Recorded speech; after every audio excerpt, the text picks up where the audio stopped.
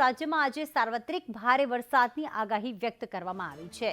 બનાસકાંઠા અને કચ્છમાં અતિ ભારે વરસાદનું ઓરેન્જ એલર્ટ આપવામાં આવ્યું, જ્યારે જામનગર, દ્વારકામાં પણ આજે વરસાદનું ઓરેન્જ એલર્ટ અપાયું છે। પાટણ, સાબરકાંઠામાં ભારે વરસાદનું યલો એલર્ટ એટલે કે ભારે વરસાદ થઈ શકે છે, જ્યારે નવસારી, વલસાડ, રાજકોટ અને પોરબંદરમાં પણ ભારે વરસાદનું યલો એલર્ટ અપાયું છે। જૂનાગઢ, મોરબી, ગીર સોમનાથમાં પણ યલો એલર્ટ રહેશે।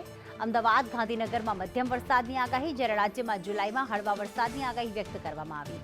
અપર એર સાયક્લોનિક સર્ક્યુલેશન સક્રિય, વરસાદી ટ્રફના કારણે ભારે વરસાદની આગાહી વ્યક્ત કરવામાં આવી છે। આજે સાર્વત્રિક ભારે વરસાદની આગાહી, જેમાં ઓરેન્જ એલર્ટ અને યલો એલર્ટ આપવામાં આવ્યું છે।